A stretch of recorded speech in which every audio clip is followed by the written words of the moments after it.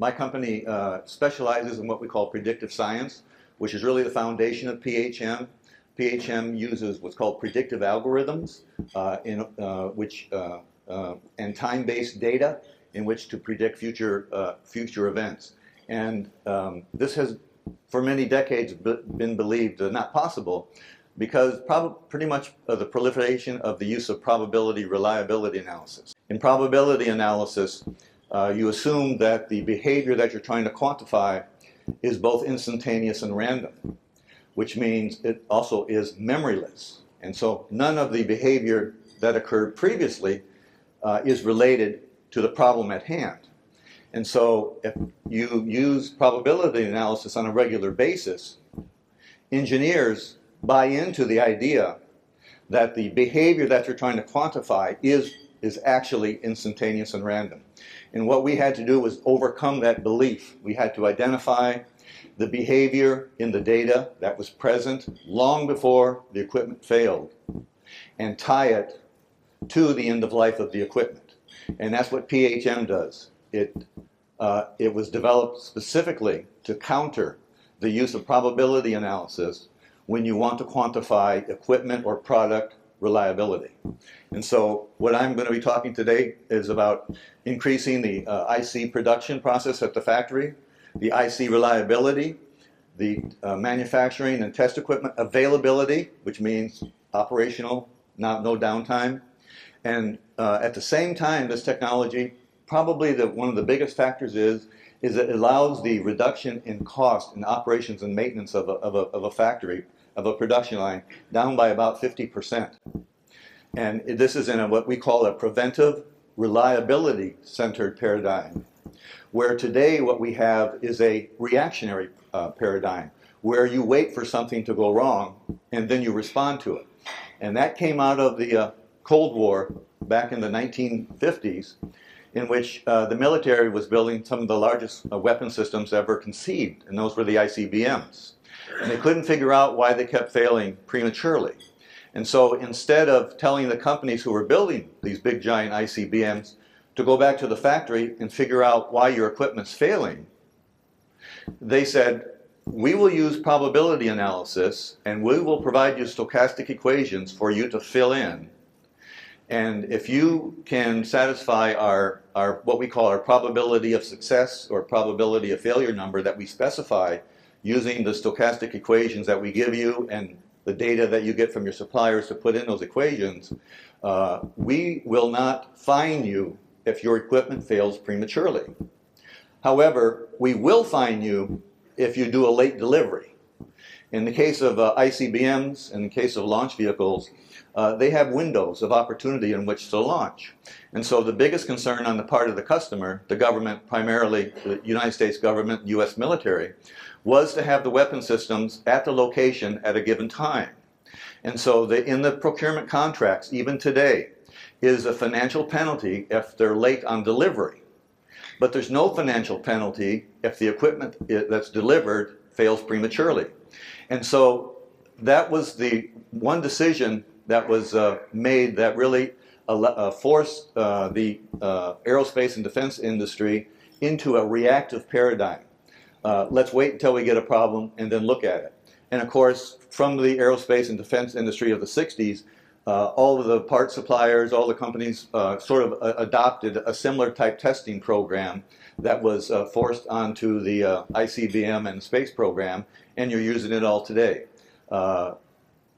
Probability reliability analysis, part screening, acceptance testing, some kind of testing of the equipment before it shipped, or the parts before it shipped to the customer. That all came out of the trying to improve the reliability of the ICBMs that were being manufactured in the 1950s. So who's Failure Analysis? Who's my company? We're a small company that specializes in predictive science, as I mentioned. When you integrate predictive algorithms into the equipment, you end up with intelligent, decision-making, self-prognostic equipment. And what our end goal is to embed in the equipment all the constraints that the equipment is under. And in the event of in space, there's often temperatures, there's often vibration, different things. In the case of the semiconductors, test equipment. It might be it might be room humidity. It might be vibrations on the floor.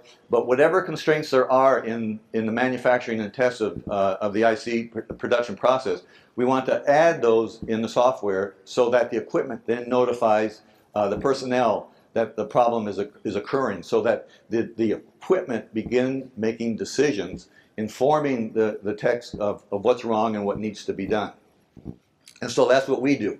We do this for electrical and mechanical equipment of all kinds, and we've teamed with a company called AlphaStar if you want to be able to predict when structures are going to fail. They handle the structures and materials side. We handle the electrical and mechanical equipment side. We've got over 30 years experience in applying PHM in a wide variety of industries. And what we do is we license generic, what's called data-driven predictive algorithms. The other side of that is what's called model-based algorithms, in which you see a failure behavior in like units, and then you record that, and then you search the test data for the same kind of behavior using pattern recognition software. To us, that's not a technical challenge. What we do is we look for failure behavior that's never been seen before, using our generic data-driven algorithms. I was the Space and Ground Segment Manager for the GPS program. I was responsible for launching, for the design and test of the GPS satellites that are up about 12,000 nautical miles up in space back in 1980. Most satellites are dual redundant, and then they also had 4 atomic clocks on board because they failed at such a high rate. They weren't space qualified yet. So I was the person responsible for the contractor reporting to the Air Force, telling the Air Force how to operate their satellites so that we could collect enough data so that the GPS program could get funded in 1981. And I was working for a company called Rockwell International down in Seal Beach, California at the time. I was also the spacecraft test manager for the NASA GOES satellite. These are the satellites that provide you the weather pictures that you see, pictures of the Earth's globe at night and the weather. I was spacecraft test manager on that. The Atlas I launch vehicle, and that's the Atlas I, the MTSat for the Japanese weather service, very similar to the NASA GOES satellite. This satellite right here is called Intelsat. It's the first commercial geostationary satellite. Cost about $100 million. It was the first satellite that I designed to use PHM back in 1987. And when we delivered the design to the organization called Intelsat, the company, I received an award for the design of the data system because they had never seen anything like it, because again, I had designed it to use PHM. And they said, we don't know what you did, but we love it. And so they said, based upon the depth of your design, we thought you had the satellite already built out back. And that's the kind of depth that you need in order to do PHM. You need to be very deep in the data, high resolution, and lots of it. We also embedded predictive algorithms in what's called the public telephone switching network, the old telephone company. With the servers that run these switch matrices, the servers all have embedded in it the hard drives will predict their own failure. The motherboards, the fans, everything has gotten embedded algorithms inside in order to meet a 99.999% availability industry requirement. If they replace a part before it fails, it's not counted as a failure. And so they use PHM, they use the predictive algorithms embedded in their equipment in order to satisfy that 5 nines availability. This is companies like Verizon, AT&T, and Avaya. These are telecommunication companies. And so I also worked with National Semiconductor up in Santa Clara. They had a serious problem. They were building some systems on a board that were going into the electronics for the windmills, and they were selling for about $30K. And their customer kept sending them back to them and saying, hey, you're shipping us failed units. And so National had to do a failure analysis and figure, hey, we're shipping these things out, they're just fine. And so they suspected what was happening was their customer, as they were integrating them in with the rest of the equipment, were actually causing the damage. And so what we did was we taught National Semiconductor how to measure the usable life of these systems on a board to make sure that they were going to last at least a year. And so then they removed the warranty. so that their customer couldn't, if they did break them, they couldn't send them back and get a free replacement. They'd have to pay for for the damage that they'd done to them, and then get shipped back. So that was with National. So National loved it. They think it's the greatest thing since sliced bread. And so this is a chart that's trying to summarize the kind of premature failure rate of many different industries. And the actual numbers aren't that important, but it's just the fact that every industry has equipment or products that fail prematurely. And to us, prematurely means within the first year of use. And we got ICs here. At the time that this data was collected, the industry average was about 15% within the first year. Eventually, either failed at the factory or got returned for replacement. And so this is what we believe that we're going to be able to improve on. Take that 15% premature failure rate and bring it down around 1 or 2%. Now, satellite and launch vehicles are the most extensively and comprehensively tested vehicles, because you only get one chance to get it to space correctly, and yet they have pretty much a 1 in 4 failure rate within the first year. That says all of the military, commercial, and NASA spacecraft that get launched, 1 in 4 failed every year, and has done so for about the last 50 years. And NASA and the military is paid for by your taxpayer money. The commercial satellites have private insurance. And so I just want to show that premature failures are a very common problem across every industry as a result of using a reactive paradigm where you simply wait for something to go wrong and then you respond. What I'm here today to talk about is switching to a proactive paradigm where you actually make decisions so that you prevent problems and failures from occurring. And so we want to change the paradigm from a reactive to a preventive paradigm. And that's hopefully what the message I'll be able to get across to you today. Understanding equipment reliability in terms of game theory, I thought you guys would enjoy this. When the video game makers sit around and decide what kind of game they're going to make, this is the kind of things that they look at. These are what's called learning curves if you're playing video games, if you're a video game maker. And so this one here is just a steep, what we call a steep learning curve. And what this would mean would be, these are attempts at trying to play the game and then crashing and then starting over, crashing, starting over, and then how much effort it takes before you get to play the game. So this would be, over time, and then how many attempts it takes before they're able to play the game and play the full game. And so this is what we would call a steep learning curve. This is what we call a shallow learning curve, which means it takes many more times for the player before he can become, pretty good at it. This is what we call a learning curve. It's so steep, and it's steep because they've had previous experience, either from the game they're playing or from another game. This is the curve that we use when we say that the players are building on their previous experience from playing other games. And this curve here is one in which the game is intuitively obvious on how to play. You can see that there's not they can jump in and become proficient at it extremely quickly. This is probably a desirable curve to have. You learn how to play one game very quickly, and then you're able to play many games using the experience that you gain from this one game.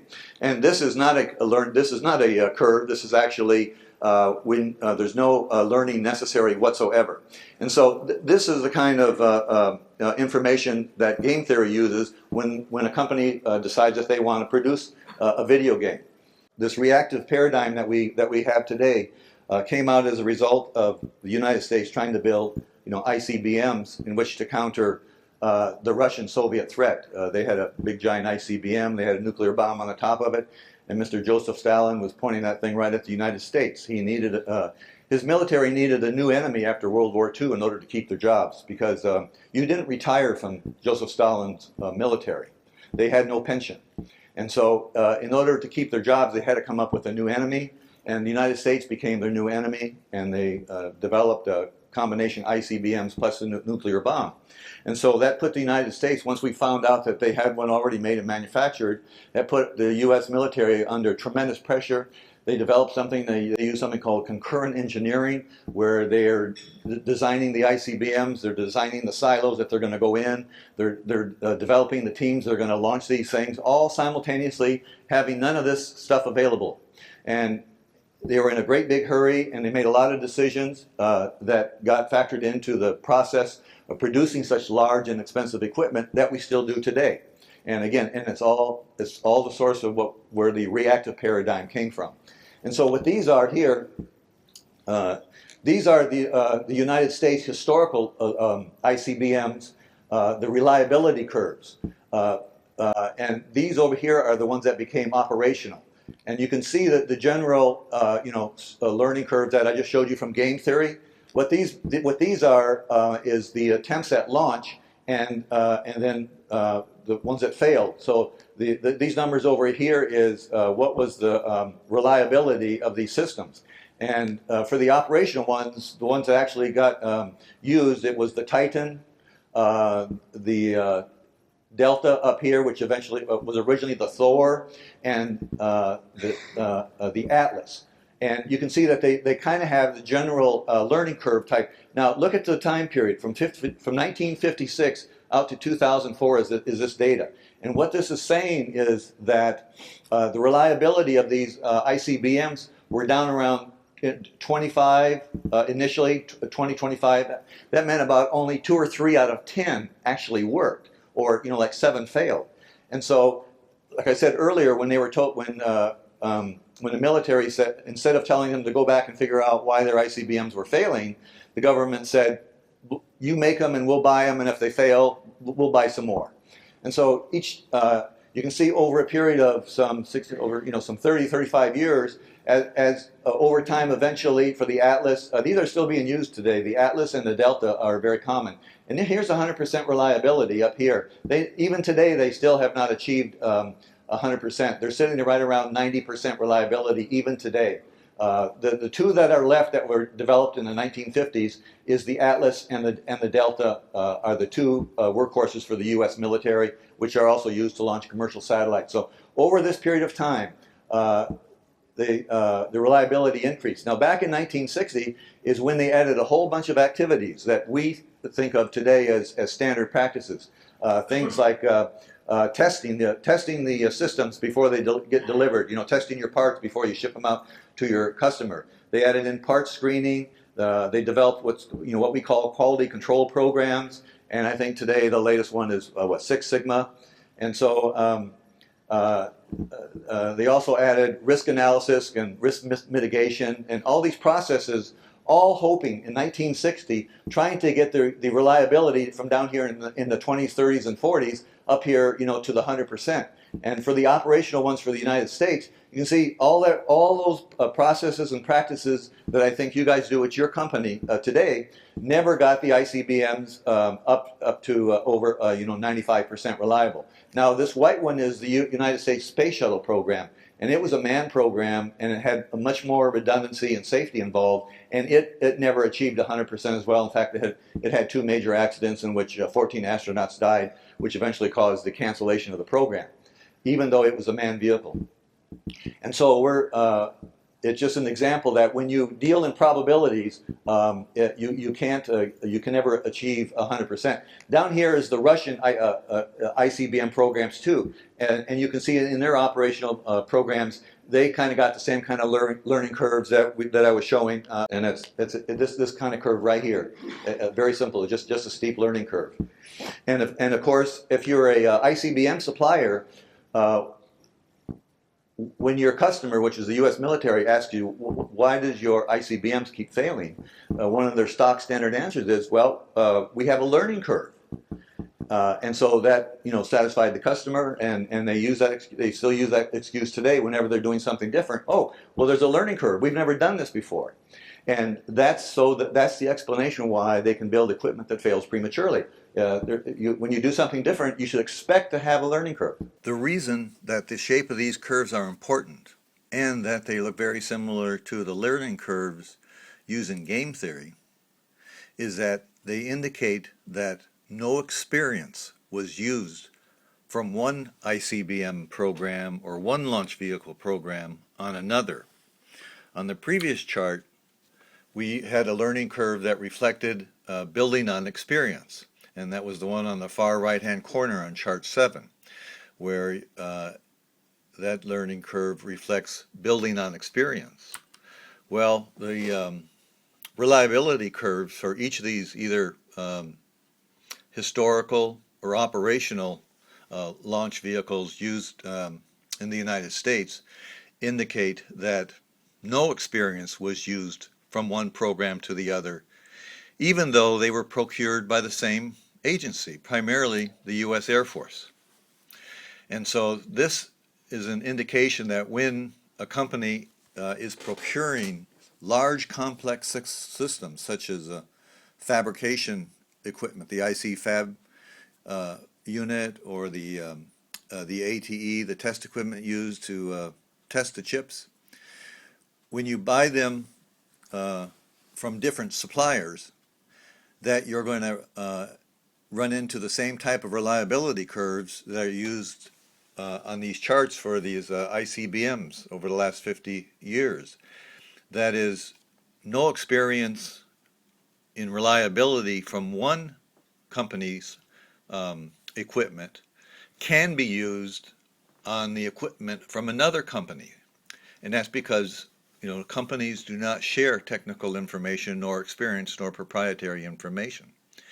And so just as on these ICBMs, where these at the time were the largest and most complex systems ever produced by man, the reliability was so poor, and there's a government solution to that was by buying more of them instead of making them more reliable. The same situation can occur in IC factories where equipment is bought by multiple suppliers. It causes the operations and maintenance costs of these systems to be much higher than they need to be if they're bought from the same supplier. And so the learning curves used in game theory can suggest that it makes sense to pick a supplier of equipment and work with that supplier on the long term so that you can buy equipment that whose experience has been built on in providing much more reliable equipment, equipment that has a much higher availability performance number than trying to save money and by buying equipment from multiple suppliers. And just as the U.S. government and the U.S. military ran into this problem where they got poor reliability on ICBMs and America's launch vehicles, where they bought them from different suppliers, where no experience was shared.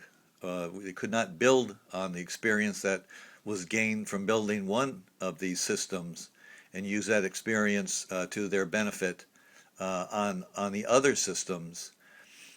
So too with the IC fab and test equipment, that perhaps a new paradigm in procuring complex fab and test equipment in the IC industry may result by using PHM and the condition-based maintenance program in order to lower cost. And so now getting into PHM, I wanted to define predictive science because I know that some people here haven't heard about it before. Some of you have and some of you haven't. So let me just go over it real quickly.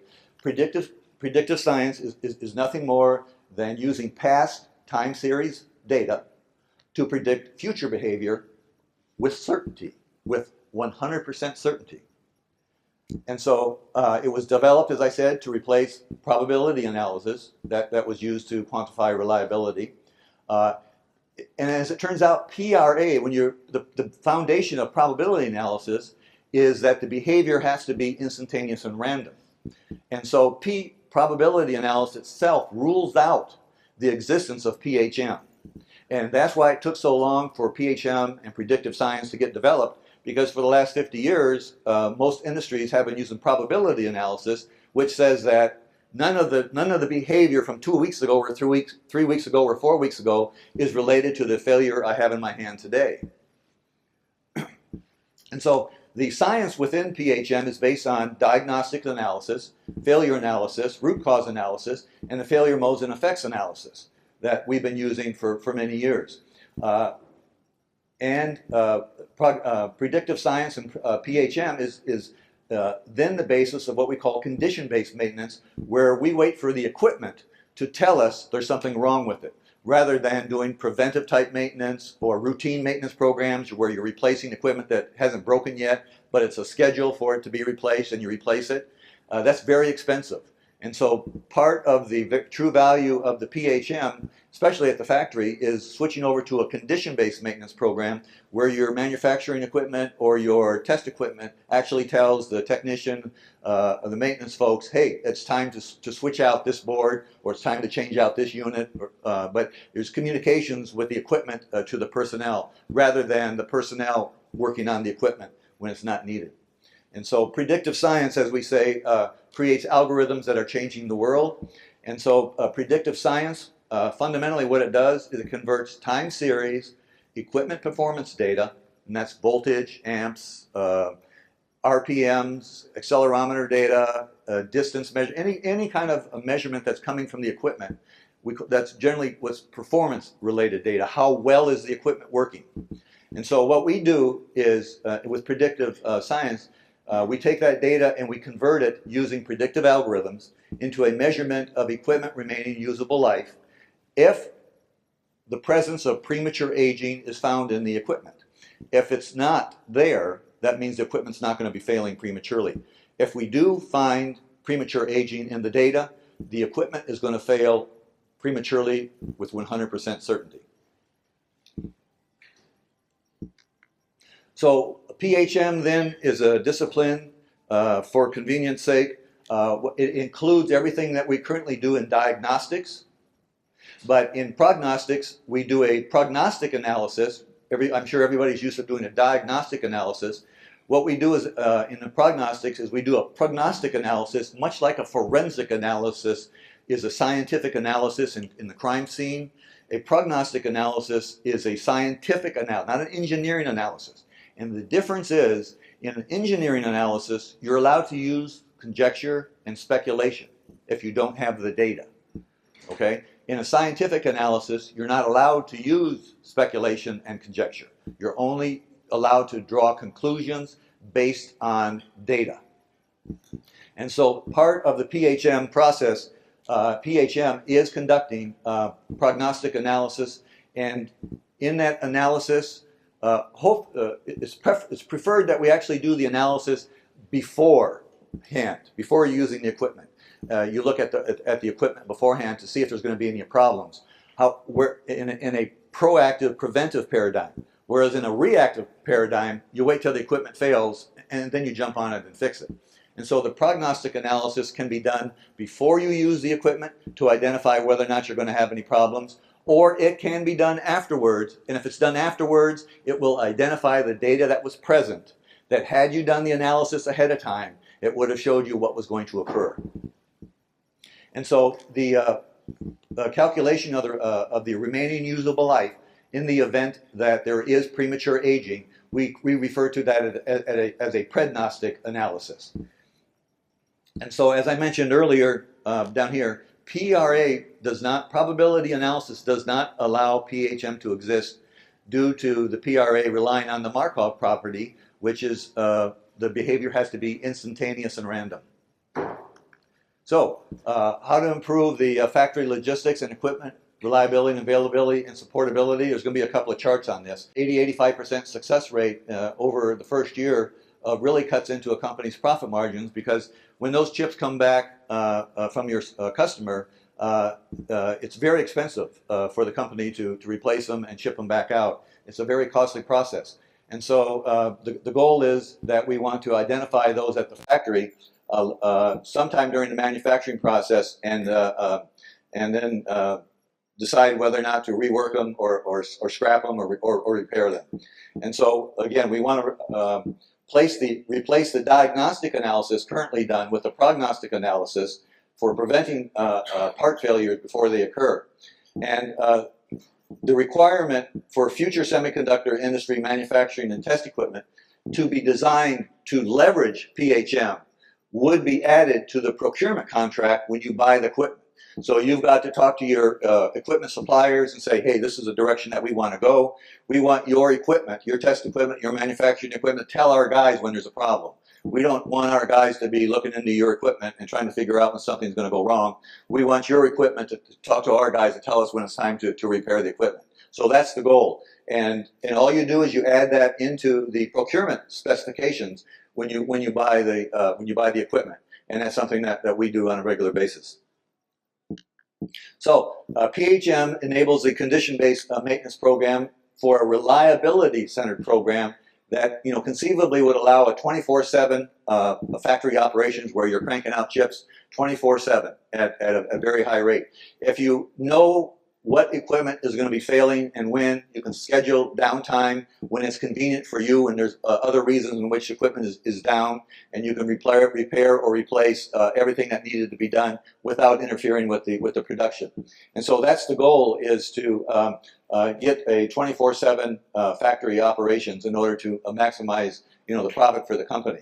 And so there's currently, I understand you guys have the semiconductor industry has been looking at doing a PHM at the part level, and having worked on the parts level for many years, found that the stability in the parts level is inadequate, and so parts are continually evolving in their manufacturing process, and whenever a process is changed in the parts, and when I'm speaking parts, I'm not just talking ICs, I'm talking diodes and triodes and capacitors and transistors and amplifiers. So everything, it's fairly dynamic. And so if you come up with an algorithm that works on one lot of parts, it may or may not work on another lot of parts, and you won't know when it's too late. And so we don't recommend working at the part level. We work at the circuit level, where you've got a group of parts, hopefully a large group of parts that are connected and are functioning in a circuit. And so our algorithms are designed to work at the circuit or unit level. And what we do is we can identify if that circuit or if that unit has any parts that's suffering from premature aging with 100% certainty. It has been our record. And so our goal is to do the same thing in the semiconductor industry, where your companies specify to your equipment suppliers to add in the data that's necessary so that it can leverage PHM and improve and streamline and quicken and make things cheaper and faster. And that can be done at like I said, the circuit and the unit level. So how does PHM allow the production of equipment with 100% reliability? And that's not a probabilistic. 100% probability does not exist. That's a certainty. 0% probability doesn't exist. That's a certainty, right? 0 and 100% is not a probability. Those are certainties. What we're talking about is 100% reliability based on the fact that it won't fail prematurely within the first year of use. And so this is what's known as for the reliability world as a Weibull distribution. And this is a 10-year, I don't know if you can see that, but that's a 10-year timeline. And this is a complex, this would be the failure rates for a large complex system, like one of those pieces of test equipment. For a large complex test system like this, over a 10-year life, how often does that fail? And so this Weibull distribution, it models, these are called the premature failures of parts within that system, or the infant mortalities. And this scale down here, 1 year is about right here. And so if you look at where the premature failures are, it takes about 8 months of operating the equipment before you stop getting premature failures, about 8 months. That means that if you were to do a burn-in on a system, you'd have to run that system for 8 months before you got rid of all the infant mortality failures. And most people, most companies can't afford to run their equipment for 8 months. So what we do is, with PHM, using predictive algorithms, we can identify the parts that are going to fail prematurely because they suffer from premature aging. And so by eliminating this, we get out into the normal lifetime failures, which occur much less frequently. And of course, these are the ones that will have the equipment tell the technician when it's going to be failing and have them replace it. This is out here in year 4, in year 6, in year 8, in year 10. And so again, PHM eliminates all these infant mortality failures on the parts.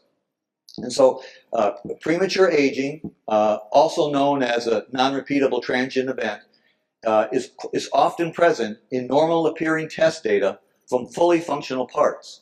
But what predictive algorithms do is, through that processing that's usually these very special algorithms, it's able to illustrate the presence of accelerated aging or premature aging that has never been seen before. And if it has been seen before, it's been misdiagnosed perhaps as systemic noise, coming from, believed to come from test software or test equipment or something. And so if this chart right here was available in 1960, this explains why equipment fails prematurely. If this chart had been available, a probability reliability analysis would not have been adopted to quantify equipment mortality reliability. This would have been able to, instead of developing the reactive paradigm that we have now, had this chart been available, we would all be working in a predictive or a proactive preventive paradigm. And what this is all the parts. This is as the parts are subjected to electrical power. They start aging once you turn power on right here. And these are just simply meant to be the functional performance of the part as it ages over time from some electronic equipment. And as you can see, there's transistors, capacitors, and they're all aging at different rates. And so what we do in PHM is, if we get test data from test points, or if we want to add in test points, if we're collecting the data as the part that is aging the fastest prematurely, what will happen is at some point it will age such that it causes an interaction with the rest of the circuit. And had you been recording the data from this at the time, you would see a spike in the output, the analog data. And so that's an indication that at least one part is aging prematurely. Now, what will happen is, quite often, when this unit fails prematurely, the part that's aging the fastest is usually not the part that fails. Actually, the transient causes some other part that wasn't designed to be subjected to the spike to fail. And so you pull it apart, you replace this part, and then you put it back together again, and then a short while later, another part fails. And another transient occurs, and it interrupts another part. And so that's the process. And so in some applications, what we say that is that the part is not causing the unit to fail, or the board to fail, or the circuit to fail. The unit itself is failing, because as soon as you start applying power to equipment, the parts start aging, and some will age. They all age at different rates. And so this explains how equipment fails prematurely, and that it is not due to any particular part, but it is due to parts that are aging much faster than the rest. And so, like I said, how do you get data from a circuit in order to leverage PHM? In those cases where we're using test data, this is just a simple circuit where you've got a voltage out. You can tap that out and look at it at a test point and record it. For new equipment, what we would recommend is to embed the predictive algorithms into each active circuit, and then when that equipment decides that it's suffering from premature aging, it'll notify the personnel. And and for legacy systems that you've already got in place, what we can do is we teach you how to complete a prognostic analysis. We teach your personnel how to do it so that they can identify it themselves. And so that's what you do for existing systems that weren't designed to leverage PHM. So it's done manually using proprietary algorithms. A lot of companies that are already doing this, they've already developed their predictive algorithms, and they're proprietary. For companies like myself, what we do is we license our algorithms out to companies for them to use. We take, if it's necessary, we will modify our algorithms for specific applications and license them, or we will help companies develop their own predictive algorithm and let them be proprietary. And so the kind of data that we're talking about that we use on a regular basis, this is the different kinds of information: motor current, temperatures, air position errors, offset errors, any kind of angles, torques. If you've got any kind of RF equipment like Bluetooth or Wi-Fi, you know, RF output, RF input. If you've got like a 5-volt reference or a 10-volt reference or any kind of voltage levels, you know, and the type of data that we would prefer would be analog. And this just says, you know, what the range of the data should be all the way down, and then what is the accuracy? What's the finest that you can that you can get as far as measuring it? And if you were to go and add what we call telemetry into your equipment, so that it brings that data outside of the equipment and digitize it. The least what's important is the least significant bit value, and that's what this is meant to identify. If you tie an analog measurement to an 8-bit word, what is the smallest measurement that you can make, and that's the least significant bit. And that's what this column is over here. And this is the kind of data that we help you develop. What measurements are important to make, and what accuracies do you need? How much data do you need? When do you need it?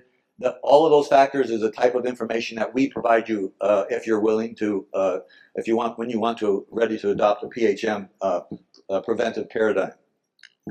So I've gone over in the past about 100% reliability and why it can't be achieved using PRA. These are many of the things I think that most of us are familiar with in the factory. In the case of aerospace and defense systems, they already use telemetry. Their equipment is already set up to leverage PHM. All of their suppliers are required to add telemetry in all of the equipment that's bought by the military and most that's bought by the government. So, you know, again, we added quality control programs. We did the risk analysis and mitigation, part screening and traceability for parts with that might have potential lot problems. We added, you know, they added equipment burn-in to help force premature failures to occur, and then some kind of performance testing. What's been happening for all these years is when you guys test your chips on your equipment, primarily what you're doing is you're doing performance. How well is this chip performing? And what's important is just as performance is important, is how long is it going to last? And all these decades we've been assuming that there's some magical relationship with how well parts work and how long they last. And there's no relationship between the two. That's why you get parts that pass testing and then 3 weeks later under use they fail prematurely. There's no relationship between performance and usable life. And that's what we had to educate people about. So when you guys are doing testing at the factory on your test equipment and you're checking to see how well your chips are doing, you're doing performance testing, completely unrelated to usable life. And so what PHM does is it adds in that measurement of usable life. So you're going to measure and confirm your chip performance. At the same time, you're going to measure and confirm usable life, that it's not going to fail prematurely, thus increasing yield and far fewer returns from your customers. Now, this is a picture of a satellite that goes up in space, operates usually at 0 G. And most of this stuff that I've talked about was developed back in the 60s to try to make sure that when this thing made it to space that it was going to work like it was supposed to. Unfortunately, it's manufactured and tested and performance tested under 1 G. And of course it actually operates outside the Earth's atmosphere under 0 G. And yet this testing process that was used was determined to be acceptable, even though it doesn't anywhere come close to the actual environment that it was going to operate in. And that again was another poor decision on the part of the US government to do something like that. But I'm just citing, you know, examples of bad decisions that were made a long time ago by our predecessors that got carried forward, you know, all these decades. And so, as you know, as a part supplier, PHM is essential to achieving 100% reliability because, you know, in part, one of the things that's used in stochastic equations as part of the probability analysis is what is the distribution of the parts that they're using. And the normal distribution or these distribution curves are provided by the manufacturer of the parts by contract. And what it says is how many are going to operate, what's the likelihood of something operating normally and how many are going to fail prematurely. And so every product line has a distribution curve that is used to make sure that future lots that are manufactured still fit distribution curves, and for every quality level of parts. And oftentimes companies offer several different levels of quality, but each part line will have its own normal distribution, which says what's the likelihood of how many of them are going to fail prematurely, and how many are going to function normally for the life of the expected life of the part. And this is the integral of the normal distribution called the cumulative distribution, which is the likelihood of it lasting and meeting its mission life. And so this data goes into most stochastic equations that are supplied by part suppliers. And so these are indicators that the part suppliers promise. They're promising their customers that some of their parts are going to fail prematurely. They guarantee it. This is the data that they give to you if you're integrating a system that says, hey, we've done the best we could, but we know that some of them is going to fail prematurely. Now, this data has been used since 1960 in solving the stochastic equations that are contractually required, where you've got companies telling you some of our parts are going to fail prematurely.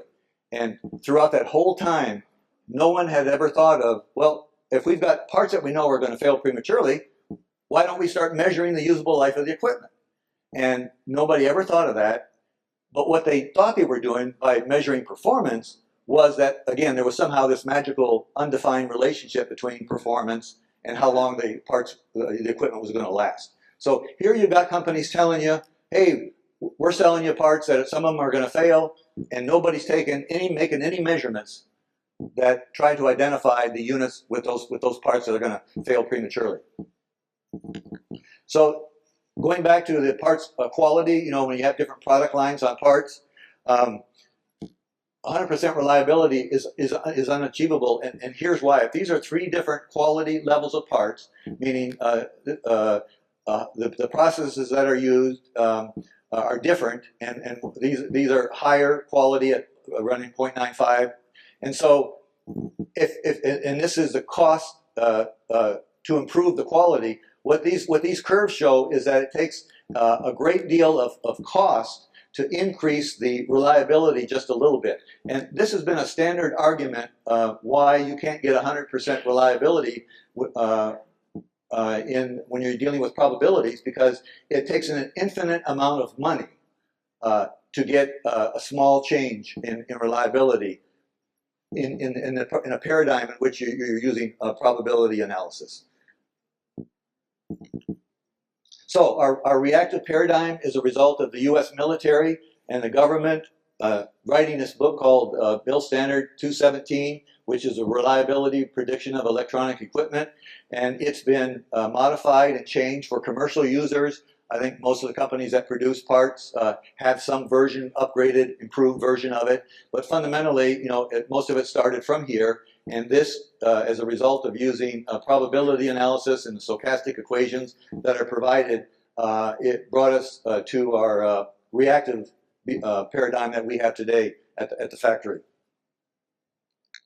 And so this is a list of our toolbox of algorithms. Here's the algorithm name.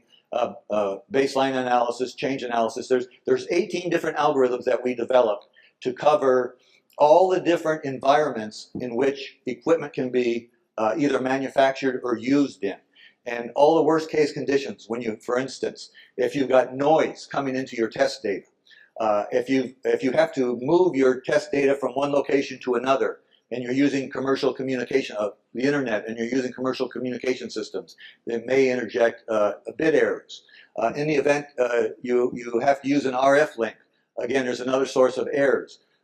If you have too much data in which to process, how do you shrink down to get it to a manageable size? If you don't have enough data to do the prognostic analysis, we've got algorithms that will actually create the data that you need in order to do the analysis. So there's 18 algorithms, and from this, And different algorithms are used under different conditions. If you're at the equipment factory, if you're at the parts factory, it's a little bit different. If you're at the system where the system is integrating the equipment system integrator, or if you're at some remote location, this just says which of these algorithms are used at the different areas.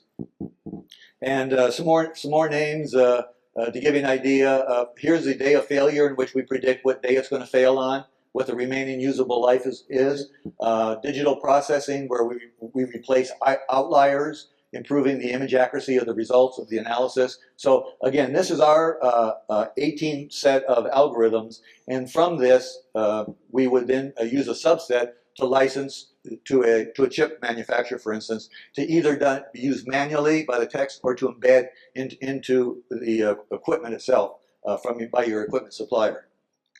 And so in the early days, they tried, when they were suffering all these premature failures, they tried to understand the usable life of these ICBMs. And some mathematicians, completely non-hardware type people, what they did was they came up with what's called a bathtub curve. When you're using equipment that doesn't fail prematurely, you can see how the usable life, that is the flat part of the bathtub curve, how that becomes longer. And so one of the surprising benefits of using equipment that doesn't fail prematurely is an extended usable life. And it no longer obeys the traditional bathtub curve, but does obey the hot tub curve. How PHM and the condition-based maintenance program is used in the aerospace industry, primarily in the aerospace industry, both the commercial aircraft, a company called Boeing, as well as Lockheed Martin that builds a military aircraft, have both designed their newest commercial and military aircraft around predictive science and PHM, as well as condition-based maintenance. All future Boeing commercial airliners are going to be designed with embedded predictive algorithms in the equipment, so that the equipment can communicate with the equipment on the ground and let the equipment on the ground know what maintenance personnel need to do. And this is all done before the aircraft lands. And this activity is also done on the new military aircraft known as the F-35 Joint Strike Fighter, built by Lockheed Martin out of Fort Worth, Texas. And so as a result of these two programs that actually embed the predictive algorithms in the equipment, allowing equipment to talk to equipment, it allows a logistical program that minimizes the use of people and has been costed out to decrease the life cycle cost over, say, a 20 or a 30-year program of these aircraft by 50%. And it is the main reason that the U.S. military approved the Air Force Navy F-35 Joint Strike Fighter during time of peace, where there's no recognized enemy, and with an aircraft that doesn't do anything differently than all the other aircraft that we've already got combined. Now, what they've done is combined all those features into the F-35, but fundamentally the F-35 wasn't necessary. It was actually everything that the F-35 does performance-wise is done by other aircraft.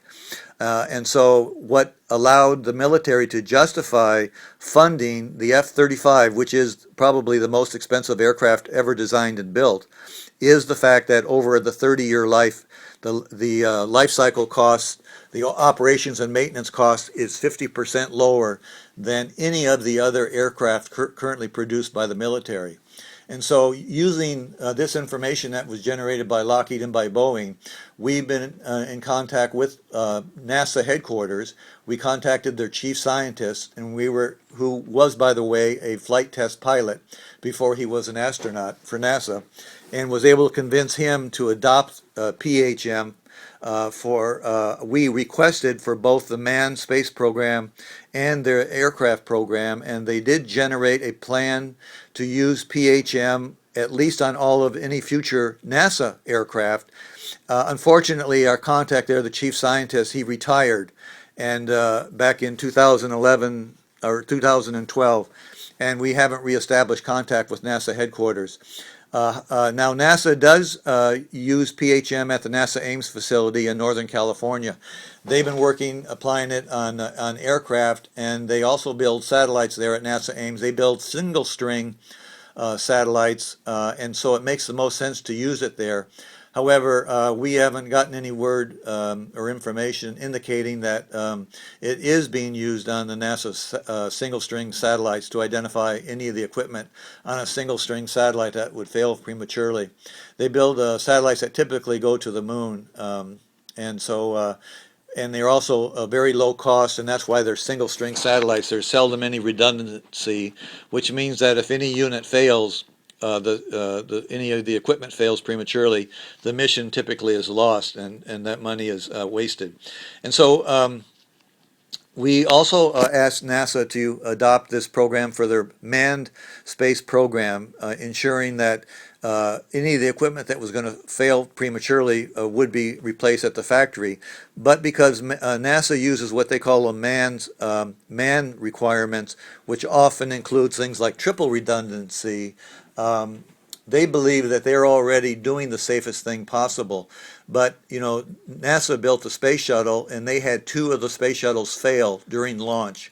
And so those were both designed using manned requirements and a reactive paradigm where they collected data in the event to do a failure analysis. In the event there was a failure, they were not trying to prevent failures from occurring as is done with the PHM technology.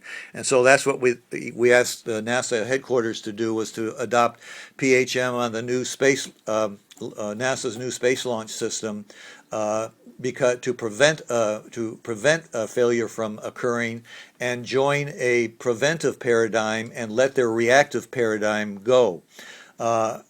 We were told that they were not going to do that because they believe that the cost to implement the PHM program on the space launch, the SLS, or NASA's new space launch system, was too high.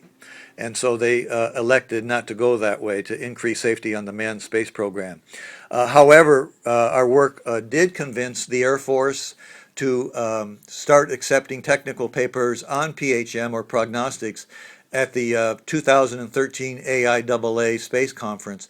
It took about 6 years of me publishing papers there and convincing the people there that it was possible to identify the equipment was going to fail prematurely. The Air Force has a 25% mission failure rate. That is, 1 out of 4 missions fail within the first year. And we told them that this would lower that 25% to probably under 5%. And like I said, for the first time, they are accepting technical papers on prognostics at the space conference. In the past, the only conference that's been accepting papers that we're aware of, there's 2 of them, and that is the Reliability Society accepts papers on PHM, and the IEEE / AIAA Aerospace Conference that's held in Big Sky, Montana, also accepts papers on PHM and predictive science. The benefits of what we call condition-based maintenance, or a reliability-centered maintenance program, on the next chart. You can see in terms of cost what relative improvements are, whether you're using a reactive paradigm where you're trying to do routine maintenance or preventive maintenance compared to what a routine maintenance would cost. And then if you're doing a predictive maintenance program, not a PHM program, but where you're trying to just simply predict failures before they occur without using predictive science, you can see that there is some benefit to that. However, in a predictive program, you get quite a few false positives and false negatives, and that's the drawback of using simply a predictive program. But when you use a prognostics and health management program that relies on predictive science and predictive algorithms, that allows you to have a reliability-centered program, and that's where you get your greatest savings over the reactive program that's currently in use today. So a reliability-centered maintenance program is a predictive maintenance program where parts are automatically ordered by the equipment, where the equipment communicates with the equipment on on the ground. It tells them tells the maintenance personnel what needs to be done, rather than allowing the maintenance personnel to figure out what needs to be done. And that again allows the least amount of downtime, where the equipment is intelligent, decision making, self-prognostic. It lowers the operations and maintenance costs. You have the least amount of downtime. It offers the highest system availability, the highest system supportability, the highest system reliability of all known programs that has yet been developed. And so that's why we believe that the PHM and the condition-based maintenance program is the most beneficial to any manufacturing or operations and maintenance programs that's currently available. The tools for implementing a PHM program, which includes predictive science that's used to illustrate what we call, again, premature aging or accelerated aging on existing systems and existing test equipment that weren't designed to use PHM, is what we need is as much possible data from this equipment to have it recorded and have it available for analysis using predictive algorithms, completing what we call a prognostic or a scientific analysis. And you do what you are able to identify in a prognostic analysis is the information that indicates that the equipment will be failing sometime in the future. And then you do a prognostic analysis, and that gets you how much remaining usable life is in the equipment. And so the amount of analog data that we need from the equipment is currently overwhelming in a reactive program, and is, quite frankly, people don't understand why it's important to collect this kind of data when you're in a reactive paradigm, and in fact it doesn't make sense. If you're simply collecting data waiting for equipment to fail, that data has very little usage. However, if you want to adopt a preventive paradigm, that's where collecting all of this data is extremely important and essential to a preventive or a predictive PHM program. So what we want is, in a PHM program, is unlimited equipment test data being recorded. Have all your test equipment have memory storage available to record all the data that's collected for completing a prognostic analysis looking for any premature aging. Record and have available all the continuous analog and digital data from the equipment, test points from wherever you're collecting it. Have equipment with the maximum amount of data recording and storage available, which is all available today. I think all test equipment suppliers offers a large amount of memory for data storage. And then the tools, the main tools that you need to complete a prognostic analysis is the MATLAB software or the visual numeric software that allows you to import commercially available tools such as neural networks or Kalman filtering software. And those tools are used to help identify the presence of premature aging. It can be done using just traditional data acquisition system tools. However, in the event that you need to develop data that you don't have available, that's where you use either Kalman filter or neural networks to be able to predict data that you don't have. And if you have blanks, if you have time periods where you don't have data from the equipment, you use the software that can predict future behavior of data based on past behavior of data. And of course, the Kalman filter allows you to do real-time updates. So it's a much more sophisticated software than just simply neural networks. And so, as you can see by the diagram, there are commercially available prognostic analysis systems that you can buy. It's nothing more than a simple PC system and a data acquisition system. Can be used with Wi-Fi. You have a laptop with a great graphical analysis interface, and you can walk around with a PDA and collect data and do analysis. So that's an example of a commercially available prognostic analysis system that you can buy. And so again, this is for systems that currently are not designed to be used with predictive science, but you can still do it. The future systems that we hope that would be purchased or procured to fab and test ICs, that you would require the equipment test suppliers to embed these algorithms in their test equipment and have the test equipment then communicate with either the maintenance personnel or to other equipment that the maintenance personnel has available, and have that test equipment inform the maintenance personnel what needs to be replaced and how long, what's the remaining usable life of the equipment that's got suffering from premature aging.